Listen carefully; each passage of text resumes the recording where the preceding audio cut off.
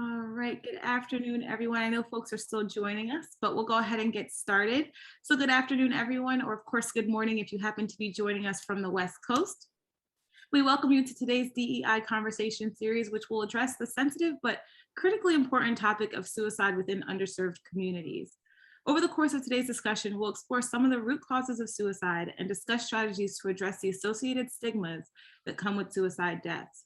It's our hope that by the end of the discussion, you'll each be able to apply compassionate listening techniques and lessons learned to effectively support the patient populations that you serve. Towards the end of the program, you'll all have an opportunity to connect with your colleagues on the call today to share your own experiences and strategies that you may have implemented in your own daily practices. Now, in order to ensure that this is ultimately a valuable and engaging experience, I'd like to ask that you take note of the following rules of engagement. So if you happen to be joining us for the first time today, you may have noticed that this is not our typical webinar platform. Having said that, to ensure that you have the best view of the discussion, we recommend that you adjust your view so that you can see the active speaker window only. To do so, you'll simply navigate to the upper right-hand corner of your screen and set your view options to speaker view. Now, upon joining today's discussion, you may have also noticed that your audio lines have been muted. In an effort to help us reduce background noise, please keep your lines muted at all times. Now, of course, not to worry, towards the end of the program, you'll all have an opportunity to actively participate in the conversation during our collaborative breakout discussions. During that time, we'd like to request that you turn on your cameras. Of course, you're welcome to do so right now, but we would especially appreciate seeing your faces during that session to allow for better engagement with your colleagues. Lastly, as I mentioned, this is meant to be an interactive, engaging learning opportunity. So please, please, please take advantage of the chat feature. We want to hear from you throughout the course of the discussion, so don't be afraid to share your thoughts, comments, or even questions. Now, on that note, for those of you who submitted questions during the registration process, please know that we've compiled all your questions and we'll try our best to address them throughout the course of today's discussion. Now, for anyone seeking continuing education credits, please note that we are offering 1 CEP-C credit and 1 nursing contact hour for your participation today.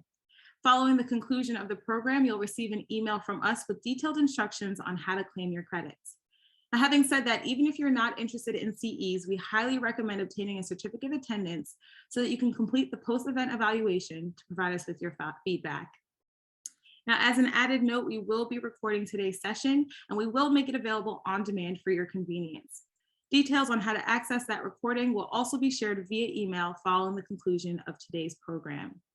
That said, however, for your privacy, please note that we will not be recording the conversations that take place during the breakout discussion period. Now, one last request for anyone joining us today as a group. Just shortly, I will go ahead and launch a poll. So please take that opportunity to complete the poll to share approximately how many people have joined your group. Now, with that, I'd like to go ahead and begin today's program by welcoming our panel. So today we will be joined by our moderator, Sherry Barger, Executive Director of Public Trust, who also serves as a donation advocate, multi-faith chaplain, and member of the Green Cross of Trauma Response team. With us, we also have Sal Guerrero, who serves as a family resource coordinator at Donor Network West, and Nyla Schwab, who serves as a family services coordinator at Louisiana Organ Procurement Agency. Now, on behalf of the Alliance, I want to thank you all so much for joining us for today's program. And at this point, I'll go ahead and turn the floor over to you so that you can personally introduce yourselves and begin the discussion. Thank you, Deanna. My name is Sherry Barger, and as Deanna mentioned, I am the Executive Director at Public Trust. I'm looking forward to having an active role in the discussion series that will take place in a few short minutes, and I'm joined by my esteemed colleagues. Sal, you want to go ahead? Sure. Good morning or good afternoon, everyone. My name is Sal Guerrero. I'm a family resource coordinator with Donor Network West, and I've been in the OPO world for approximately over 28 years. I'm very proud of this opportunity to share a little of the experience that I've been able to have during these years and continue offering the best I can at this point. So thank you very much for the opportunity. And Nyla? Hi, I'm Nyla, and I'm with the Louisiana Organ. Yeah, I put it on. So Kathy has a form of Unfortunately, we're getting a little feedback on the line. Nyla, if you don't mind to start one more time. Okay, my name is Nyla, and I work with our families after donation has occurred. And so I'll be sharing what our OPO does to support our families around suicide loss, and super excited to be here and super nervous to speak in public. So thank you. Thank you for being brave and joining the discussion. We hope all of the participants have that same very attitude. Along those lines, we would be remiss if we didn't share with all of the participants a trigger warning or just an overall directive for the sensitive information that we will be participating in the nature of this discussion. In our discussion, please note that if you feel you or a member of your family is currently being affected by suicide or suicidal ideology, please feel free to reach out to the resources that are listed here on the screen. The numbers are 1-800-273-TALK for the National Suicide Prevention Lifeline. And for the millennials and centennials who are participating in this call, you can text directly to NAMI or to home, the number 741-741 to immediately connect with the crisis counselor. Excellent. The objective of our conversation series today is focused specifically on the incidence of death by suicide in the United States. Although that number has significantly decreased for white Americans who make up the majority of suicide deaths each year, the Black, Hispanic, and Asian American groups have noticed a significant increase or uptick in the number of suicides by death. We will examine this prevalence of suicide in underserved communities and explore the root causes and discuss strategies to address the associated stigmas around suicide and death. Our goal and objective is to have a very open and interactive conversation with participants of this call.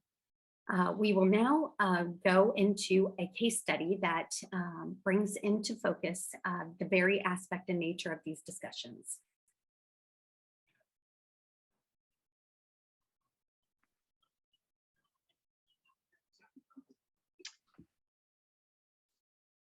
So I'll start it off. Okay. So this case study, I'm so sorry to meet you, your family under these circumstances. This is a conversation that no one wants to have ever. The decision for compassionate withdrawal of life support is never a simple one. Can you tell me what you understand has happened to your brother? Sure. Deep down inside, my brother's a good man. He's been struggling with depression for the last 3 years since his wife's death. I can't believe that he'd do this to himself. His daughter, my niece, God forbid, found him hanging in the garage. They say that he's permanent brain damage because of lack of oxygen to his brain. My niece cut him down as quickly as he could, but they say it was too late. The healthcare team just finished doing all the tests on his brain, and his brain is not working enough and will never work again. He is basically gone. He's barely breathing, and he was shocked with those heart paddles twice already this morning. Oh God, I need to call his work and tell him that he's in the hospital. Where's my phone? Here. You can use my phone, or I can use it, or I can ask the nurse if she can help us make that call. If you prefer, I can sit here with you while you make that call. You informed his work in the emergency department with his insurance card information. They're aware that he is here. Speaking of calls, is there someone from your faith practice that I can contact to join us here as we walk through this next steps in this process? No, not with this kind of thing, especially when they find out it wasn't an accident. They're probably going to think that he's going to hell. I don't want this to be the only thing people remember about him or his life. I believe that most people from a church or not would see this situation as a person who was in a lot of pain. He was already living in a hell of pain and suffering. People who complete suicide are often looking for a way to stop their pain and see no other way out. And for the record, no one deserves to have their whole life judged or defined by one choice that they make. We can't know the last thing that he thought, or what that he did, or what he might have prayed. And this doesn't have to be the last chapter of his legacy. No? How do you figure that? No, he can give the gift of life through organ donation to other people. He can save others who are hurting and struggling by giving the gift of life through organ donation. We are able to donate vital and life-saving organs after compassionate withdrawal of life support. He can give life-saving organs such as his liver or his kidneys and save the lives of others. This does not have to be the ending of his story. In his final hours, he could give others a lifetime. His story would be one of life, giving the gift of life and not death.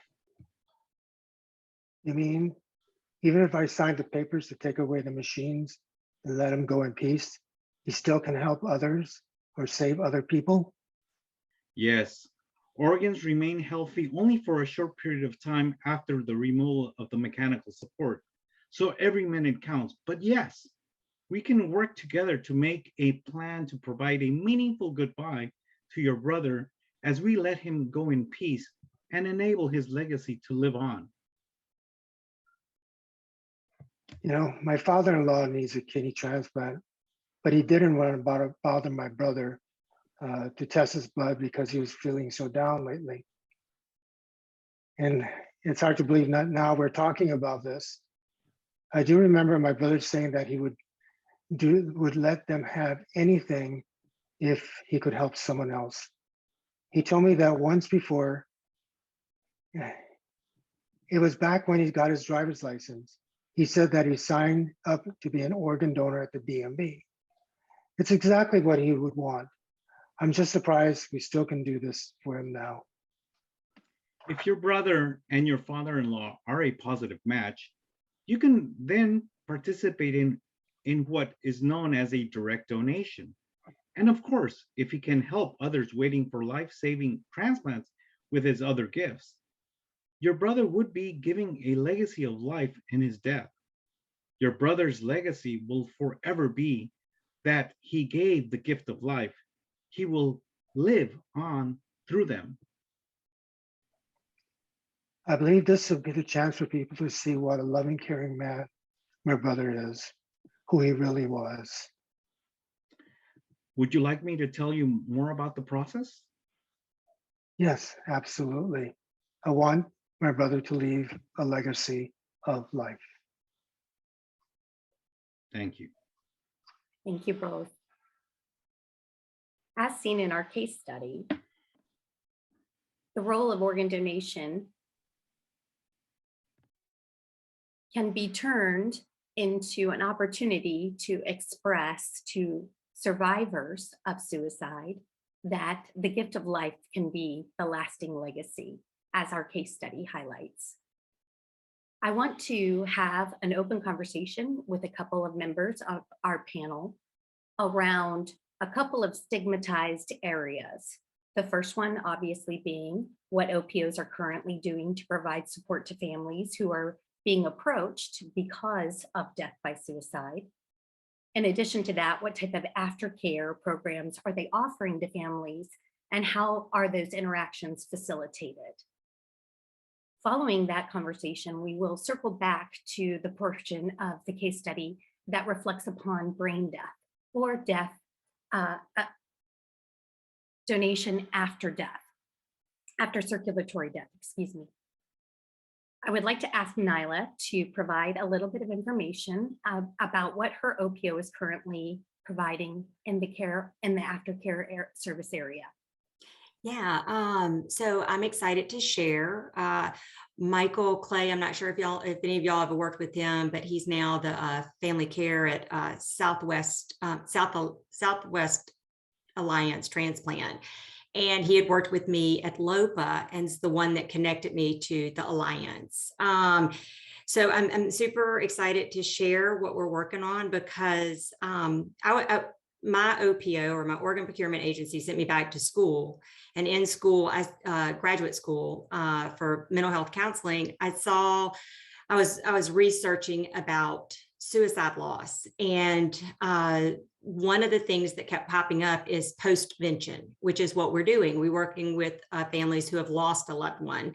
So a name that kept showing up was Frank Campbell, Dr. Frank Campbell, who is internationally worked with suicide across our world and in 9/11, other situations. And so I reached out to him, and he connected me with another man, Dr. Ray Tucker, who is heavily involved with the American with suicide internationally and nationally. And they really sat down to spend time to learn what our OPO does. And they took what we were currently doing to support our families, and they just kind of slipped in some support for suicide, specifically loss to suicide. And so that's how we came up with our traumatic loss support program. And the reason we put a name to it is because then they came back and they did some research. And with this research, they have actually published their first paper, and it was in the suicide life-threatening behavior, a special issue. And it was just evaluation of a suicide loss support training program for organ procurement personnel. And why I share this with you, because if y'all have ever heard about the LOSS team just means the local outreach to suicide survivors. And so at one point, and they still have LOSS teams around the US, around the world. We have one actually in Louisiana that's very strong and has been going strong for many years. And it is where volunteers who have lost a loved one show up at the site of loss with the coroner and specific, I mean, like start directly talking to those families about suicide loss and support. Research shows that if families who lose a loved one to suicide do not start talking about their loss, it's anywhere plus 5 years before they go to seek help. And if they work with the LOSS team, the data shows that families or loved ones are more likely 2 to 3 months to seek out support. And some more research shows that it used to say around 50 people were affected by one loss to suicide, but now they've come back and said that it's like 150 plus. And when you think about a school who loses a classmate to a suicide loss, you can see where these numbers grow. Anyway, so, but the pros to that is that, families, loved ones, they get help sooner. But the cons to a LOSS team is that it takes administration, it takes grants and funding and training, and it takes close relationships with the coroners. So that can be very burdensome, especially in our fast-paced world. My dream I stalked Dr. Frank Campbell, but my dream would be that every state OPOs are working with the communities, because we can be that LOSS team. We can actually get into the hospitals. We actually have connections to our hospitals, our schools, our communities, our coroners, pastorals, churches. Those are people that we can help to change the verbiage around suicide. So we put together a program. We trained our entire we started pre-COVID. We trained every staff member and our executive team around suicide loss and education around grief and speaking with families, because we wanted from the front door to when we last, work with our families, those conversations to be comfortable, supportive, and encouraging to the families. So anybody that was going to come in contact with the family, that's who was trained. And so the paper that Dr.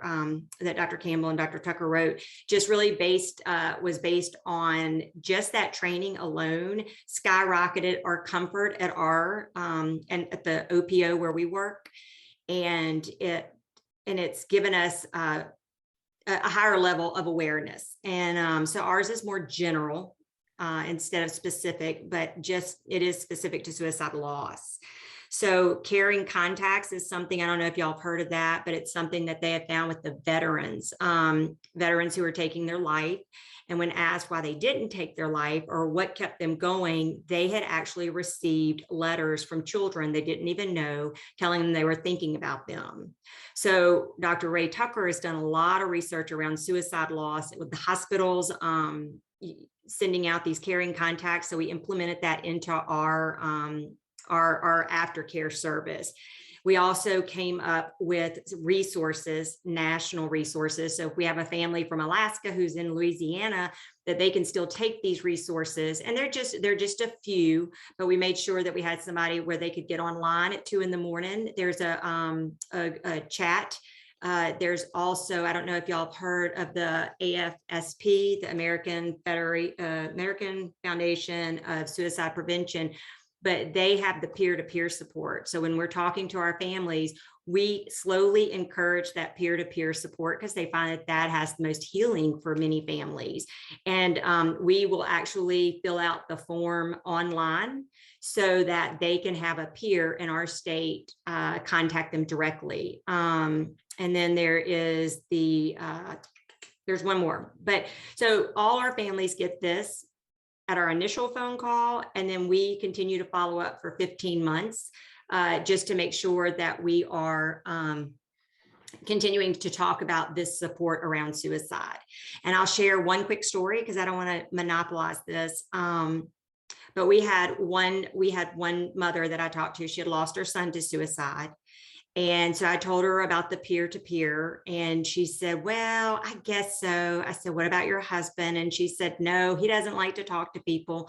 And I said, okay. So we filled out the form together, and then she had a woman call her, and they had a nice conversation. So the next day she calls me back and she goes, well, I want one of those people, one of those volunteers to call my husband because he heard our conversation and he wants to talk to somebody that might understand what he's going through. So we filled out the form. And then, so one of our, not ours, but this is all through the American Foundation of Suicide Prevention, out of the Louisiana volunteers. So that volunteer actually reached out to the father. So they try to find someone similar. So dad to dad, and these two fathers connected so well that the next day the mother called back and said, I want somebody like him, like the person who called my husband to call me, because I'm younger. The woman was really nice, but I want somebody younger. I'm artsy, I'm creative. So our lead volunteer in Louisiana went across national lines and found somebody that was a young mother, creative, artsy, to reach out to this mother so they could better connect. So these are volunteers waiting to make connections with other people and to be that lighthouse to guide these families. And that's the terminology that Ray Tucker and Frank used, to be a lighthouse, because a lighthouse is going to guard you away from the rocks, away from the danger zone. And so that's what we're trying to be. We're trying to become the lost team. So we're actually sitting down and reevaluating how this is going, because again, our OPOs started pre-COVID, and we have our call team, our family advocates who go face-to-face in the hospital. We are all trained, but we don't want this to lose any momentum. So we're stepping back with Ray Tucker. We're going to evaluate where we are, how we can tweak it, how we can better support our families to continue to move forward. So I would encourage anybody, if you're interested in this, I can certainly pass around, share information, but they are willing to work, train the trainer basically. So our OPO is actually implementing that. We will go back in 2022, and anyone who has not been trained in it, will be trained, and all our new hires from here forward will be trained in suicide loss support. Absolutely. Thank you Yeah. so much, Nyla. You're welcome. Thank you. And all of the information that's being referenced will be available within the Alliance page, and we will have the opportunity to speak some more to some of the questions that were addressed in Nyla's presentation. I also wanted to take a few moments to engage in conversation with Sal around brain death and the influence that language has on interacting with families, and his expertise in talking about what type of language we should be using in addressing brain death. And as a donation professional, what is your perspective, Sal, in working with families who have been given that grave prognosis? I want to say from experience, the number one question that I have encountered is that their loved one often is still there in the hospital bed with a visible blood pressure or pulse, and it is reading information. So the family members often say, what are you talking about, brain death? Or why are you saying death when my loved one appears to be very alive? And I wanted to address that specific question and helping families understand, using easy to understand language, what brain death truly is, and looking forward to hearing your expertise on that topic. Yes, well, thank you very much. Well, yes, through the years, I've actually learned that brain death is still a concept that is fairly new for a lot of families, especially in the minority families. If we're already explaining brain death under our language, the English language, and it's still incomprehensible, and it's still, sometimes the doctors are not breaking it down, it is up to us to bring it down to a level where they could understand. And again, there's confusion because many of our families only relate to cardiac death. And so we have to break down, we have to separate and at the same time tell them brain death and cardiac death are the same. So we have to break that down to that family at the same time. And then the concept of, oh, so he's in coma. No, we have to break that down and say what a coma is and what a brain death is. And sadly, around the nation, I've had the opportunity to share other opportunities to talk about this, but coma and brain death is sadly they communicate this among doctors, and they say, oh yeah, he's probably brain dead. Oh yeah, he looks very much brain dead. But these are diagnoses that only under the circumstances and criteria to break down and declare someone brain dead is official. So then you have the myth or the misconception, well, I heard someone coming back from brain death. So again, you have to be very simple with our families. You have to remember that under grief, they're probably only receiving 20% of everything you've told them. So we have to be appropriate and bring it down to their level slowly, understand, and then try to understand and see if they're actually comprehending, constant questions, and maybe they could rephrase it to you.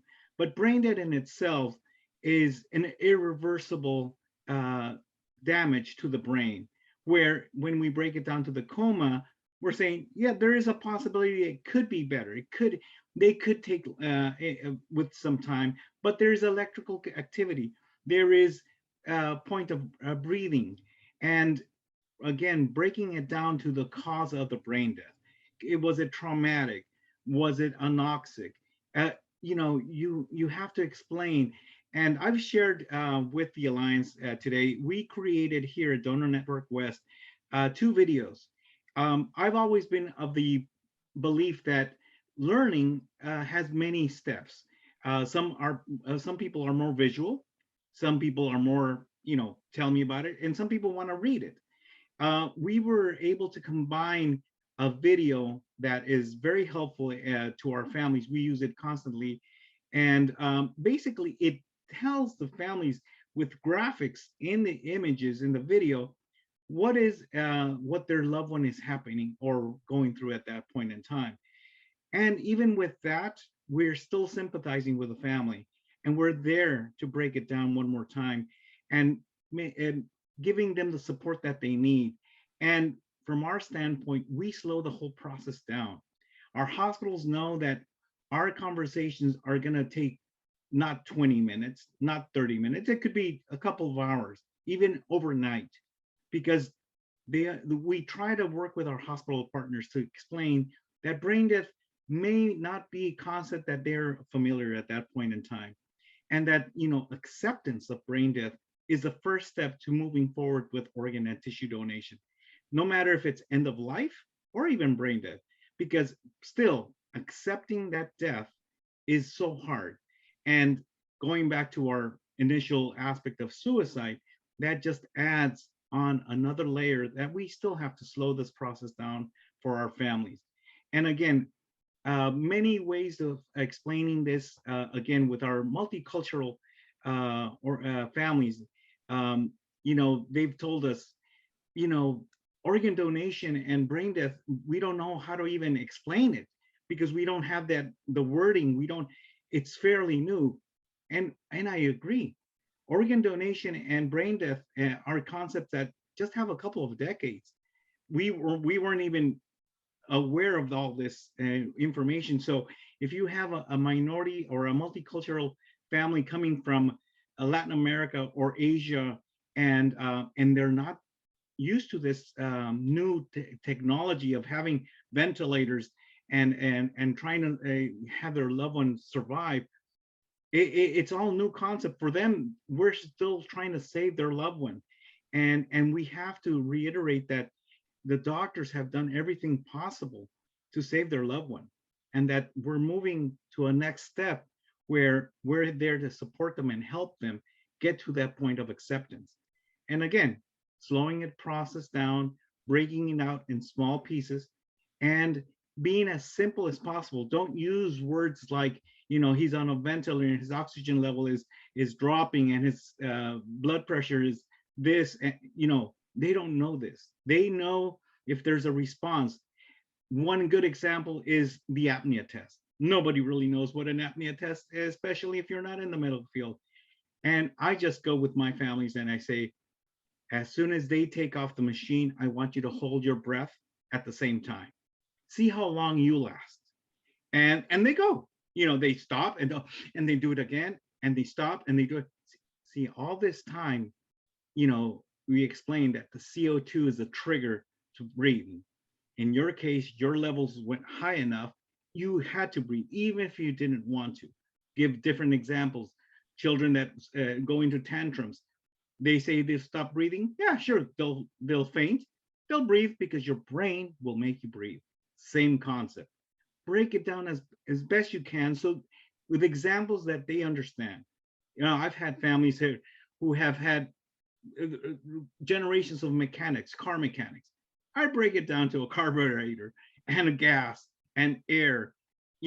I have to get creative because, again, it's their well-being to understanding that we're not killing their loved ones and that they're not being treated unfairly.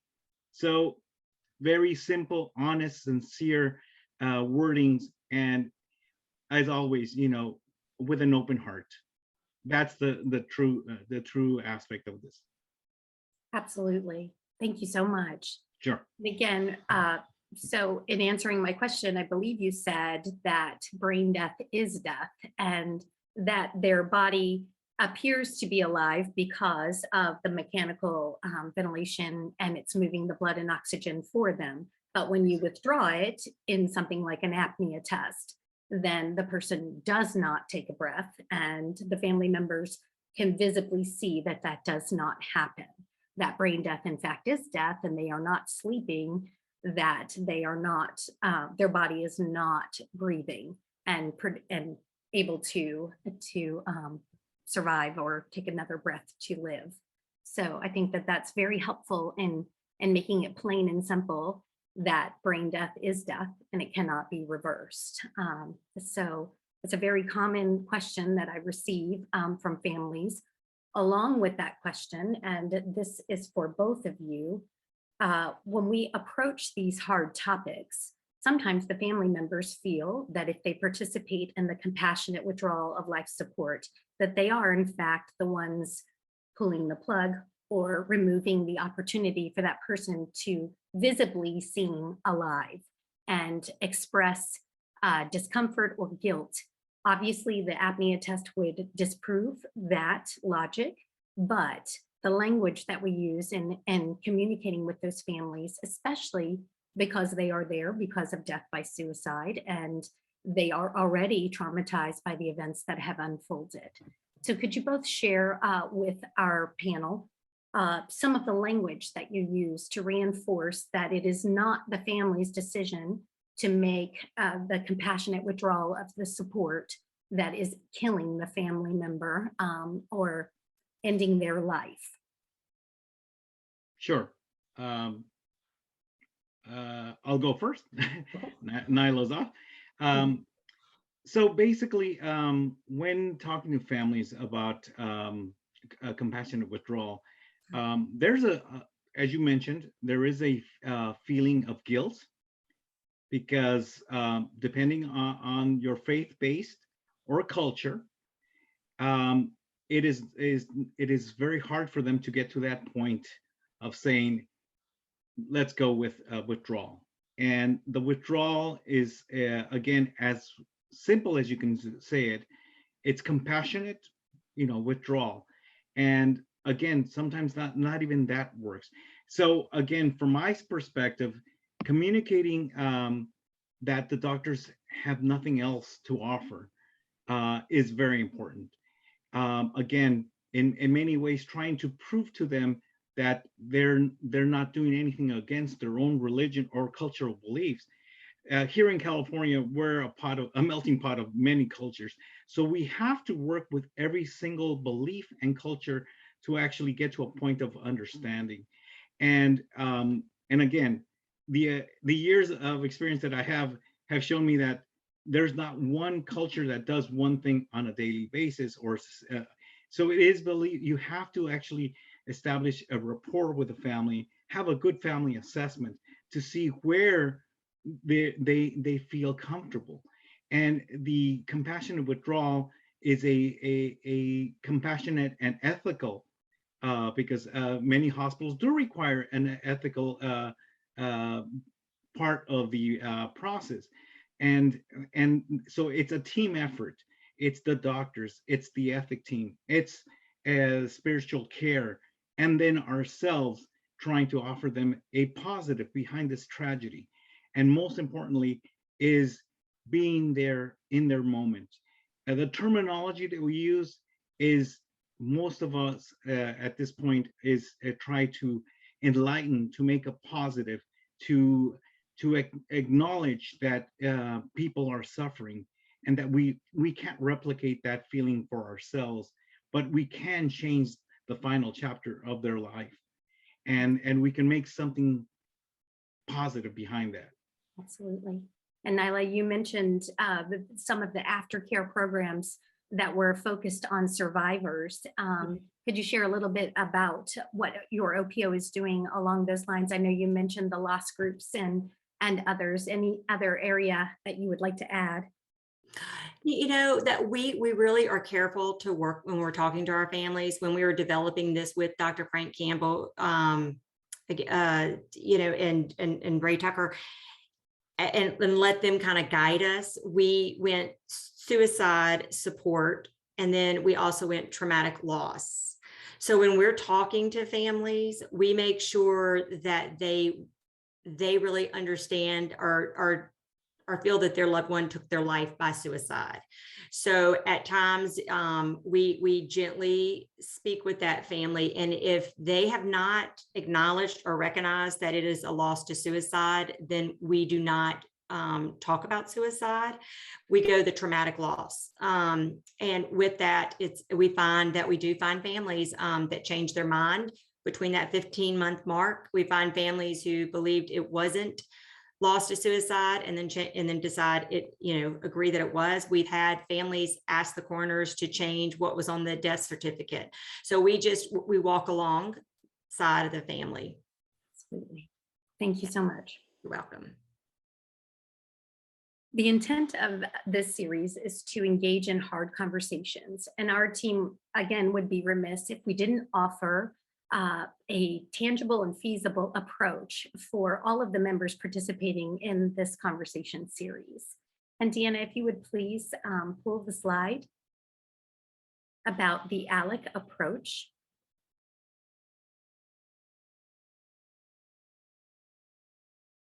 Thank you.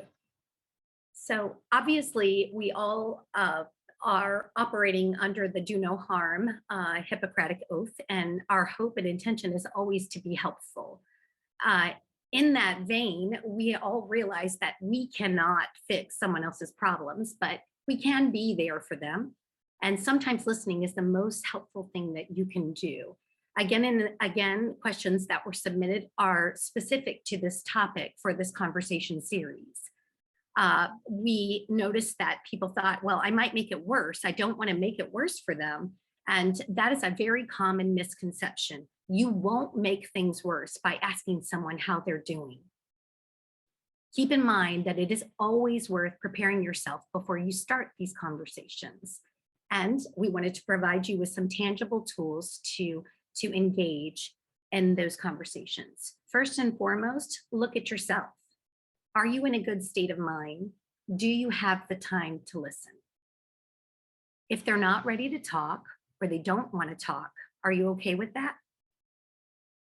If you ask them how they're doing, are you prepared if their answer is not good? Be yourself. You don't have to be a counselor or a doctor prescribing some type of solution. Just be you and be present. Set a time. Good conversations can happen anywhere, but with physical distancing the new norm, we all know how challenging that truly is now. So setting a time when our options are limited for face-to-face interaction or an actual phone call is a very meaningful part of the process. Set up a time for that call, or if possible, arrange a face-to-face chat. Sometimes it's easier to start a conversation with a text, and that's fine too. The Alec model is very simple. Start by mentioning anything different that you have noticed. Maybe he or she is spending more time at a bar or coming in late or missing social events, things that they were actively engaged in previous to this new behavior. Examples of questions are, you've not seen yourself recently. And are you okay? Trust your instincts. Remember, we often say, I'm fine, when we're not. Don't be afraid to ask more than one time.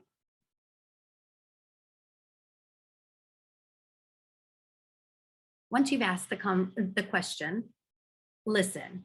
Try to give your full attention without interruptions. And don't feel like you have to diagnose the problems or offer a solution or fix it or give some specific advice. Just let them know that you are there, you are listening, and that it is judgment-free. Follow-up questions are really good too. They will help them know that you were listening.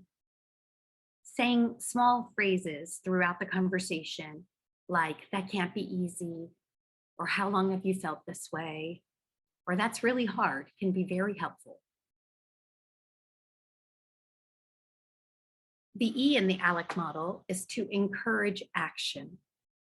So help the person focus on simple things that might improve their well-being. Are they getting enough sleep? Showering, exercising regularly, eating properly? Maybe there's something that's helped them in the past. Ask them. Suggest that they tell other people that they trust how they're feeling. This will make things much easier for both of you. And ask if they felt low for more than a couple of weeks. And if their answer is yes, suggest that they see a doctor or speak with someone. Finally,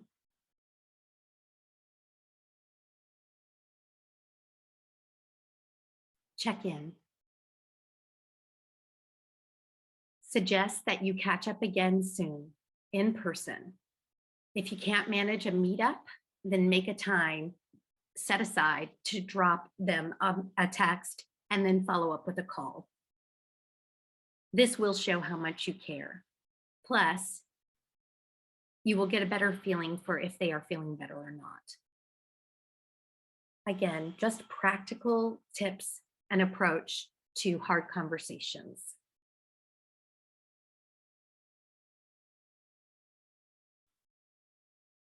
Again, due to the sensitive nature of this discussion, we want to again put out the information. If you yourself feel like you would like to talk with someone, you can text home to 741-741 or NAMI, N-A-M-I, to 741-741, or you can reach out directly to 1-800-273-TALK or 1-800-273-8255.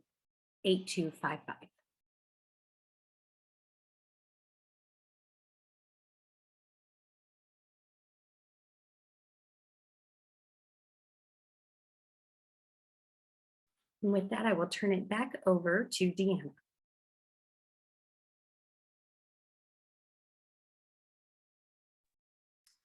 All right, thank you, Sherry. And thank you to both Nyla and Sal for all of your insights and for all that you've shared on this discussion so far. Before we transition to our breakout discussions, I do want to give folks the opportunity to submit any comments, or if you have any questions for our panelists, feel free to submit that through the chat. Certainly, if you have any, if you'd like any additional insight into some of the strategies that they've shared for practices that they've incorporated their OPOs, please feel free to submit those questions and we'll be sure to address some of that. Sherry, in the meantime, do you want to address some of the questions that we Yes. during the registration process? Absolutely. Just going to make sure that one of the questions submitted was, we would love to hear thoughts on communication to families of pediatric suicide victims. So if Sal or Nyla would like to speak to pediatric cases. Sure.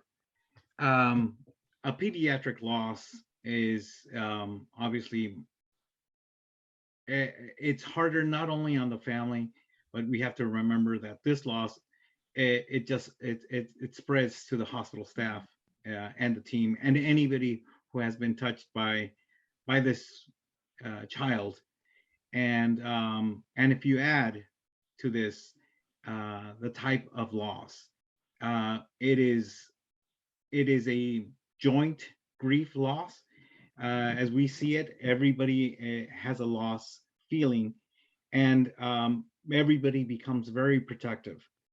And so at that point, even for our personnel, our staff, everybody wants to protect the family, and rightfully so. They feel that they've already gone through a lot. So again, in pediatric loss and in cases of suicide, I've had some cases where it was the most hardest moments of anyone's life, including mine, to talk to a parent who, in one of the cases, had to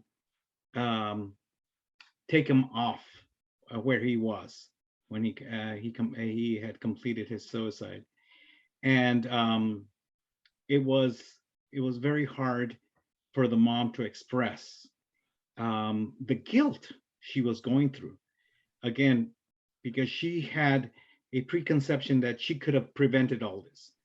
And this is where loss, grief, and suicide need to come together to understand where they stand and in this feeling. And again, it's a moment of slowing the process down, trying to give simple answers, and supporting them through this difficult time. And many times it does take time, but again, giving them the right answer may not be immediate. It may need them to understand they themselves have to start giving themselves some answers. And as Nyla has mentioned, it takes longer than the time that we may have at the hospital, but it does begin with us there supporting them and giving them guidance and the need to know that it wasn't their fault, that they should not feel the guilt, that we can't put ourselves in their positions because we don't know what could have done. But the stigma that that suicide has been disenfranchised in so many ways that we have to break down it. We have to break it down for the families, and again, the hospital staff is mourning to the loss because they've implemented everything they could to be where they are, and they're at a loss too. Yeah. You know, I really appreciate, Salvador, you stepping up and answering that, because you're on the front end of it, and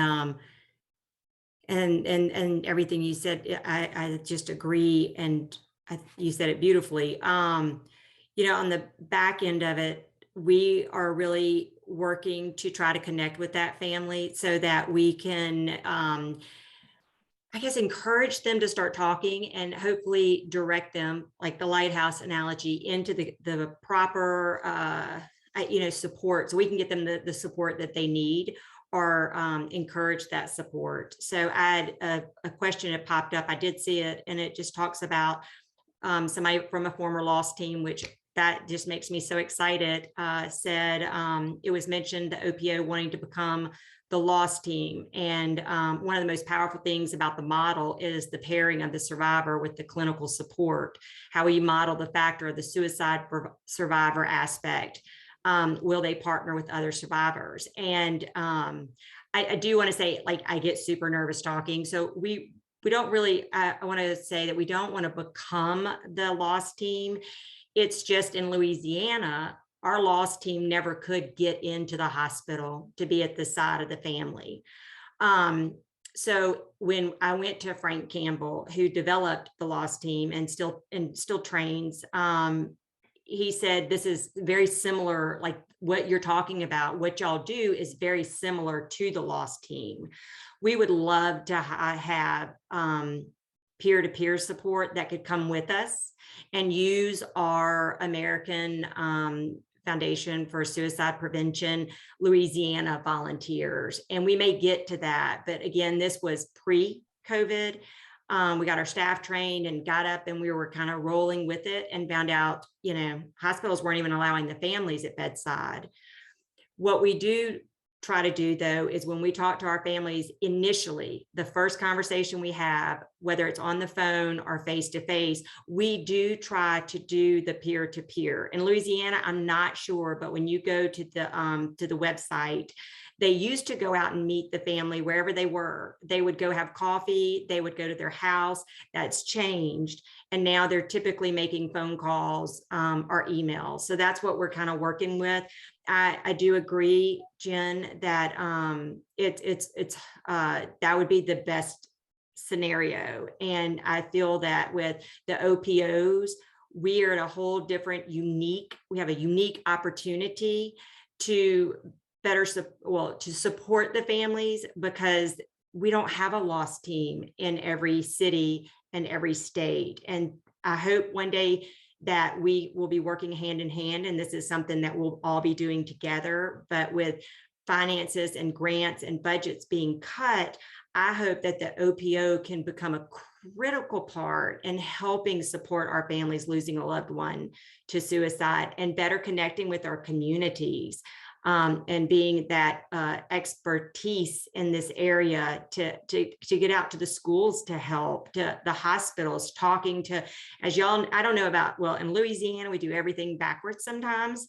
And I feel like, you know, sometimes we reach out to the chaplains and they don't support what we're doing, as far as they may not know anything about donation. They may not No, some of our hospitals, if the loved one comes in, attract the support that they were given, and they were given none. In some of our biggest hospitals, there is no support. Chaplain wasn't called, social worker wasn't called because the patient had died, and the family, they were moving on to the next family. And so that family received no support.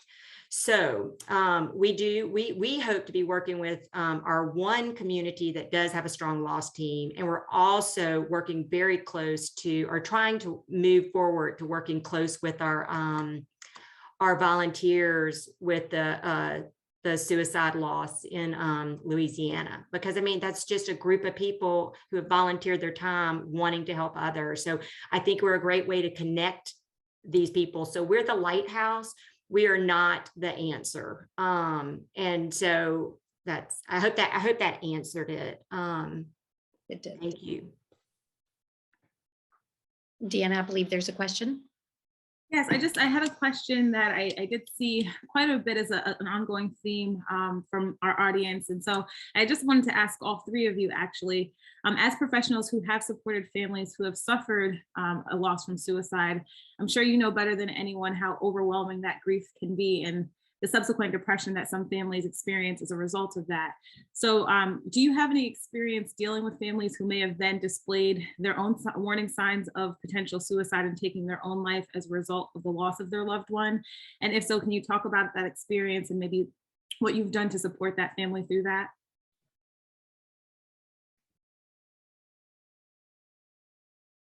Absolutely.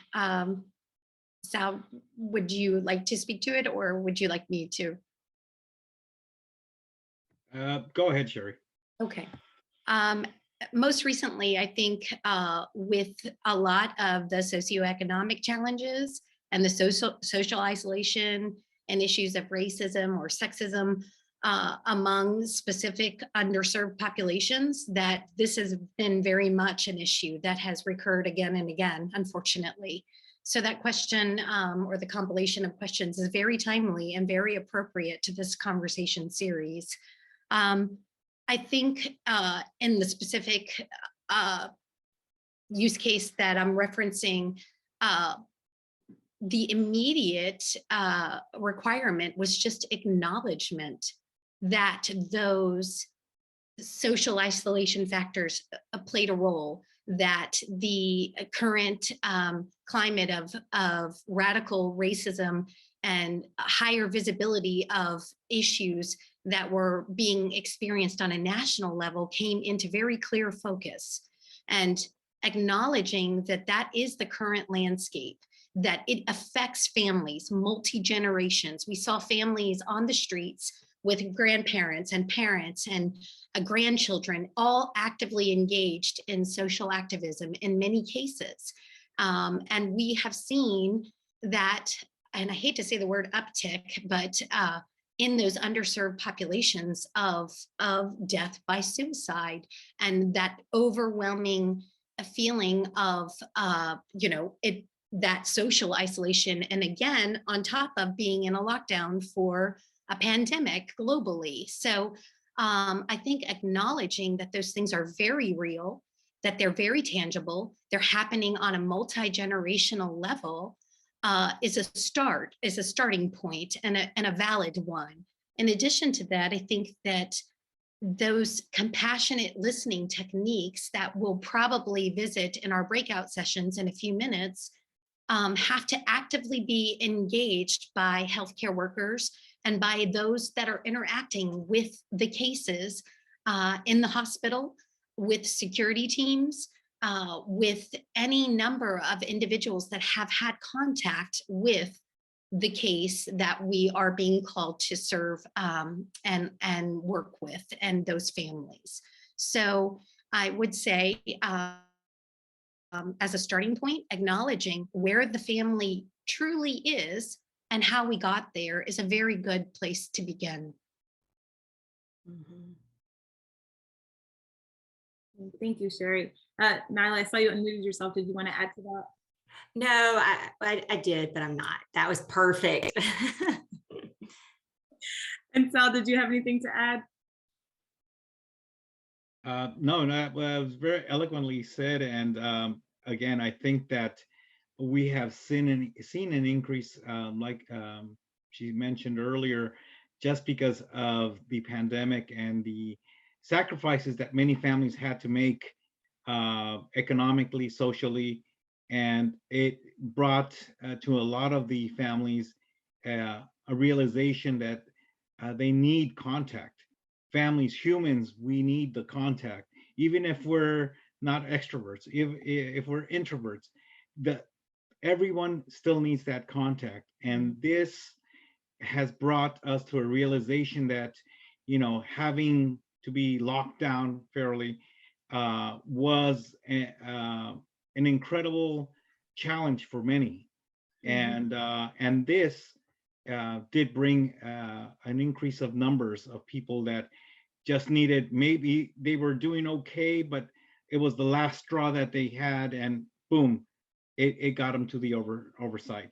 So again, I think that with the challenges and using techniques like Alec, we can be part of the support and hopefully the solution at the long run of being able to check in with all our family members in the immediate and near future. Well, thank you all so much for just adding your comments and thoughts on that. Before we transition to the breakouts, I think, Glenn, you had some data that you wanted to share quickly. Yeah, very quickly. This is from the Charter Project, which is these are current data from 2021. 42% of LGBTQ youth have seriously considered attempting suicide in the past year. And that includes also transgender and non-binary youth. 12% of white youth have attempted suicide, compared to 31% of Native or Indigenous youth. 21% of Black youth have attempted suicide. And in fact, according to the CDC, suicide is the second leading cause of death after homicide for African-American youths between the ages of 13 and 19.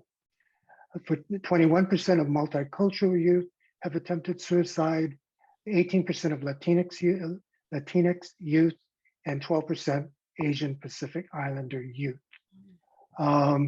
Those that are at risk for suicide generally are, and these are the highest prevalence of suicide from the CDC, and this is 2020 data, is Alaska Native, American Indian, and white individuals who had the highest incidence.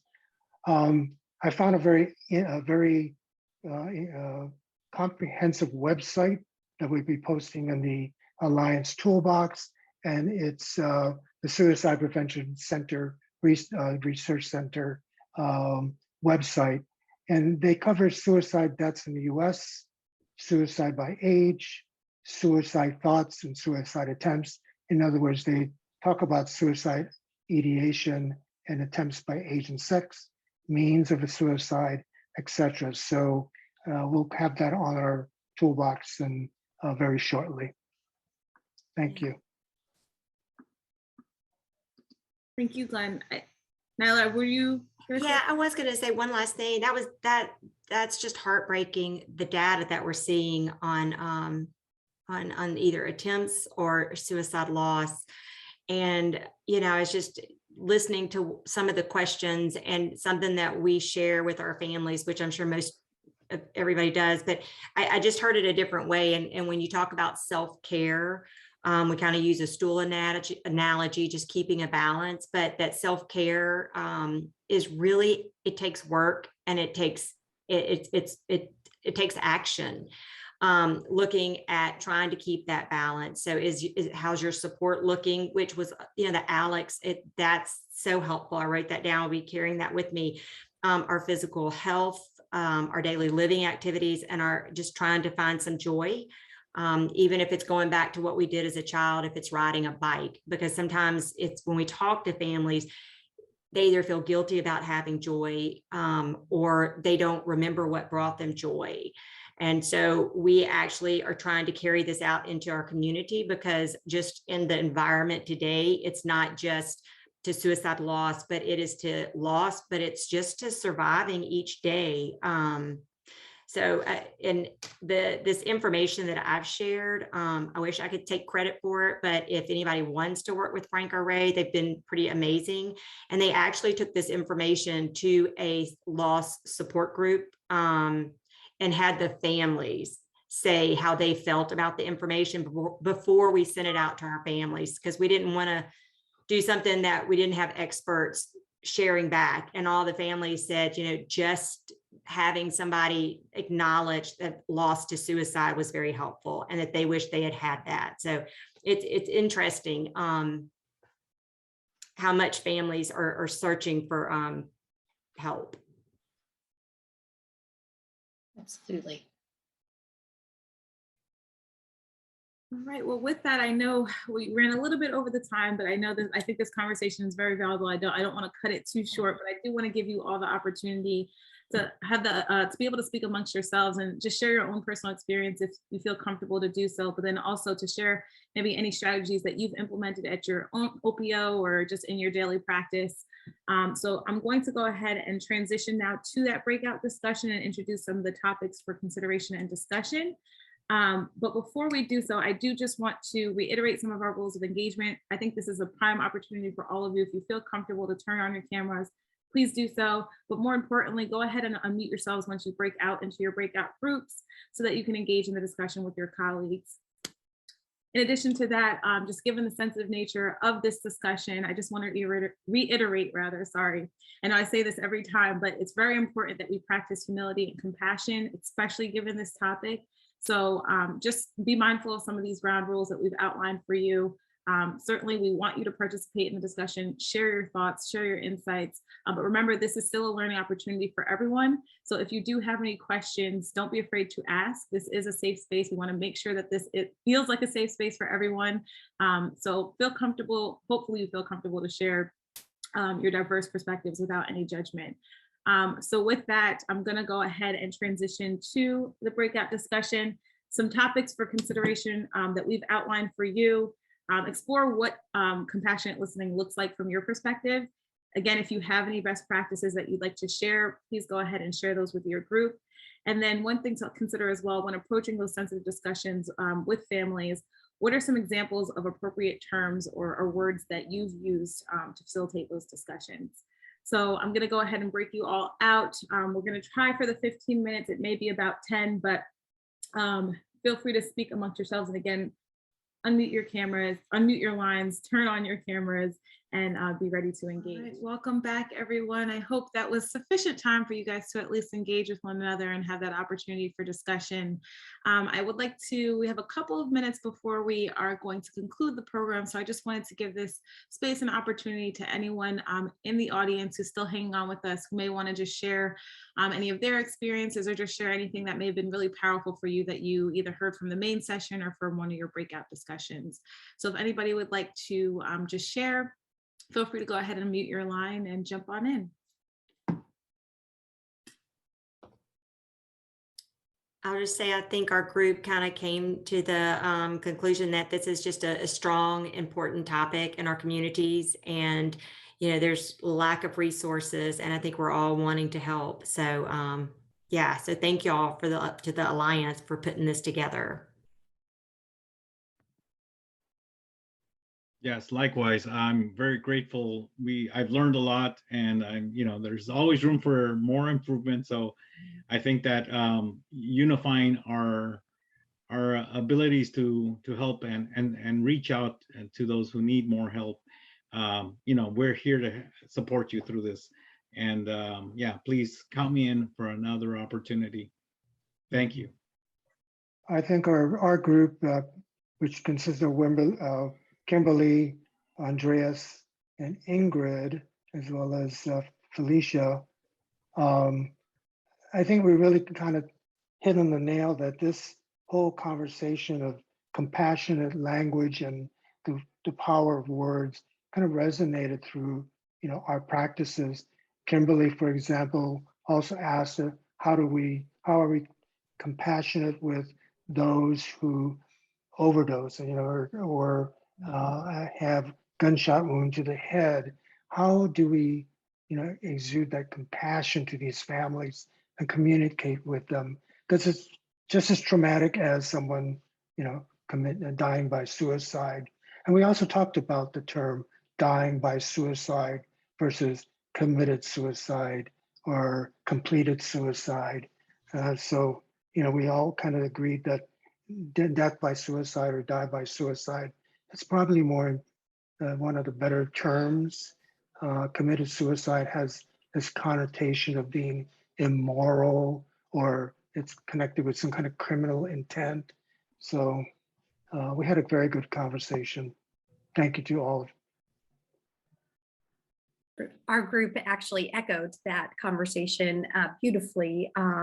One of the members said that the term death by suicide was very appreciated because it put an emphasis on the action as opposed to the individual.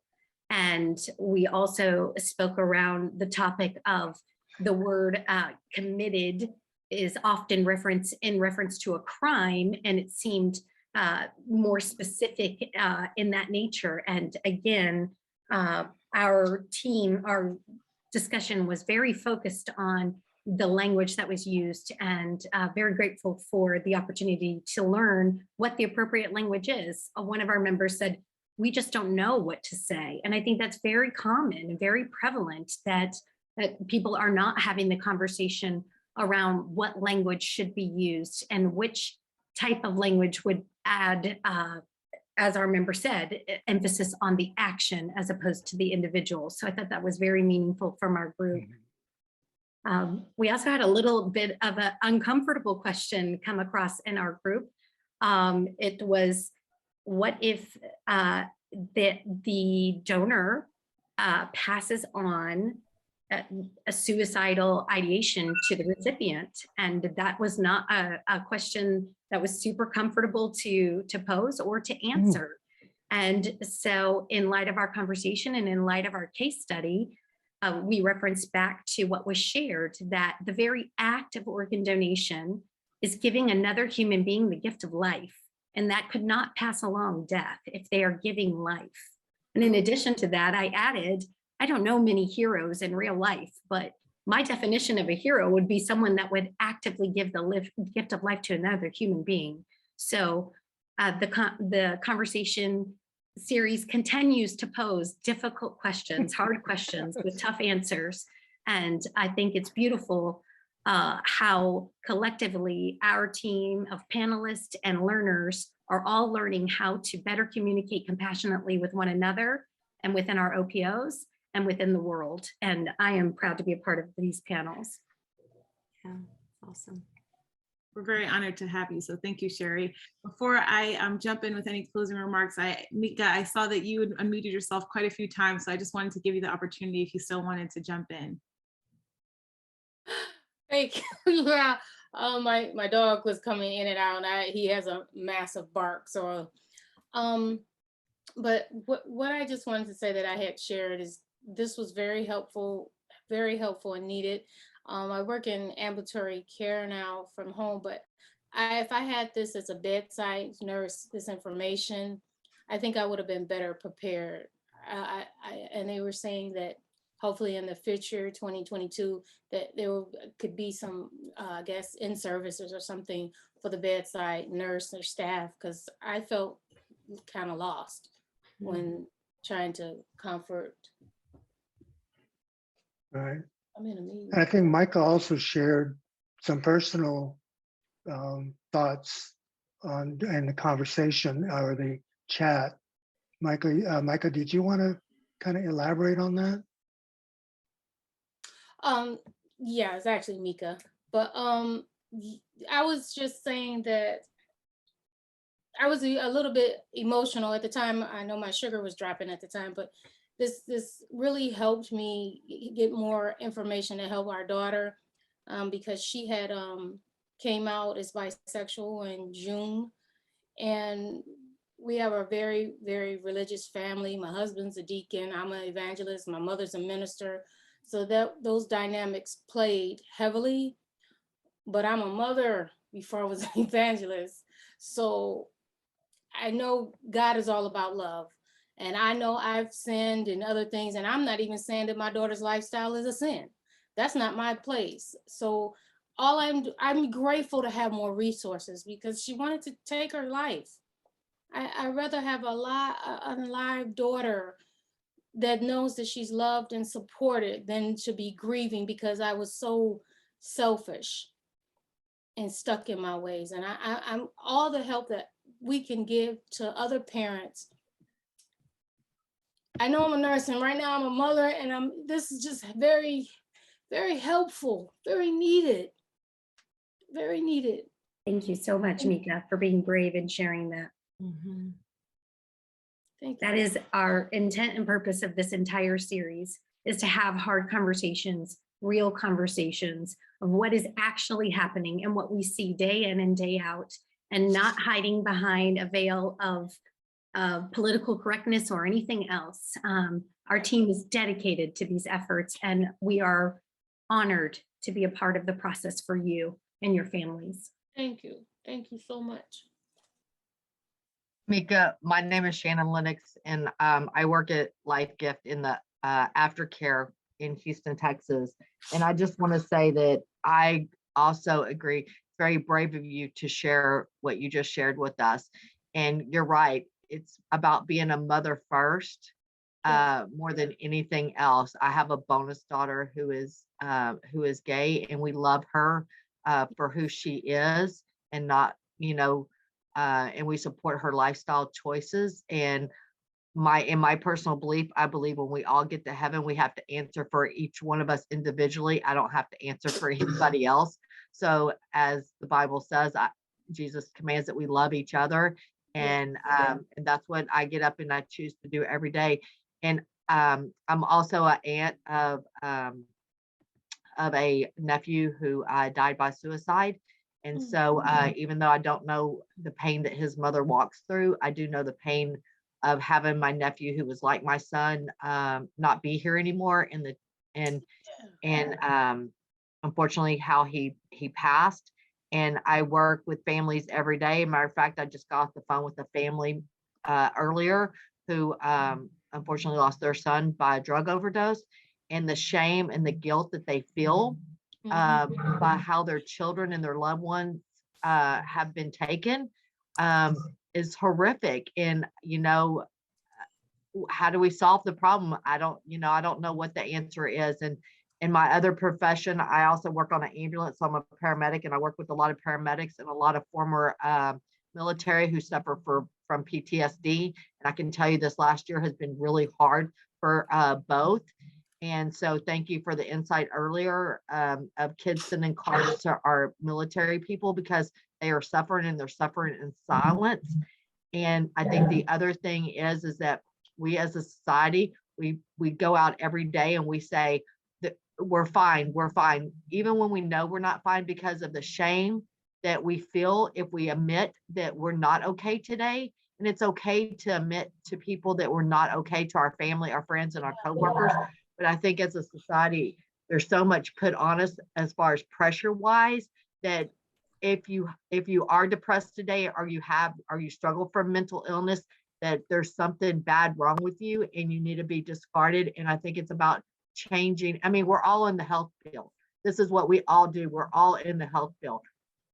So I think it becomes our responsibility to scream the loudest and get on the rooftops and say, it's okay if you're having a hard time today. It's okay that you're not going to be judged for it, that we're not judging you for it, that we're loving you. We're going to love you through this.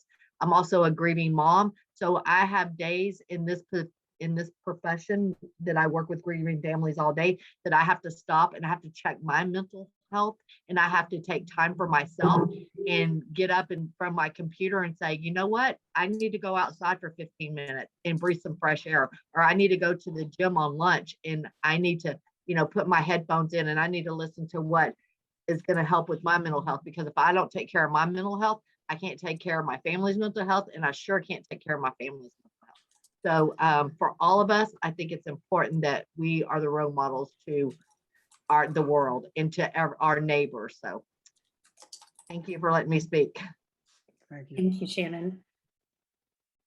I think a potential topic of conversation is an RX, a prescription for caregivers. I think that is a good potential topic, dealing with all of the current issues and dealing with multiculturalism and how we respond to one another. So thank you so much, everyone, for your valuable insights, for your heartfelt contributions, and for willing to be a part of the conversation. And I just want to share, I couldn't have said it better myself. Thank you so much to everyone that joined us today. I certainly, of course, want to thank our panel, Sherry, Sal, and Nyla for all that you've provided to us, all the strategies, all the techniques, everything. I hope that was valuable to everyone in attendance. And I can tell based on just the conversation that we've had here today, this is truly something of value to all of you. So I thank you, all three of you, so much for that discussion. And more importantly, to all of you that attended today, I thank you so much for your bravery. I thank you for your willingness to share such sensitive stories and experiences. Thank you for being vulnerable with us. And like Sherry said, thank you so much for being willing to be a part of this conversation. We've said it time and time again, you know, that the goal of this specific conversation series is to start those hard conversations. You know, we don't expect that after an hour and a half, we're going to solve all the world's challenges and mysteries, but certainly we have to begin somewhere. And so I thank you all for being willing to be a part of this conversation and at least being willing to help us to get to a point where we can at least make some progress. So thank you all so much. We will certainly explore a lot of these topics and conversations that have come up as a result of this particular program and look to maybe incorporate that into a future program, especially when we explore the power of words. I think that's the biggest thing I've heard as a theme throughout this discussion, the power of words and that the impact that that can have on the patients and the families that we all serve, and even in our own personal lives, our friends, our family members. So we will certainly look to put together programs that will support that and hopefully offer you all some strategies there. So again, thank you all so much for joining us, and we hope to see you again in the future. But until then, have a happy holiday season, and we'll see you in the new year. And for those of you who have any interest, we actually do have another conversation series. It's not a part of our DEI focus program, but it will talk a lot about the stress endured as first responders in organ donation and transplantation. So if you're interested in, like Sherry mentioned, getting some of those techniques to address your own mental health, or Shannon mentioned, I'm sorry, to address your own mental health and support your colleagues as well in the field, feel free to join us for that program in just a few weeks. And the date is escaping me, but if you want to share that, that'd be great. It's the 9th, I think. Oh, it's this week. So it'll be December 9th at 2 p.m. Eastern for anyone that's Right, I think. You can always check our website, organdonationalliance.org, and you'll also be able to see all of our available programs. So Yeah, it is the 9th. perfect. So hopefully we'll see some of you then, but if not, we'll certainly see you in the new year. And thank you again for joining us today. Thank Hi, you. Nakia. Hi, Thank you all so Janice. much. Thank you. Bye, thank you guys. Thank you. Thank you, everyone.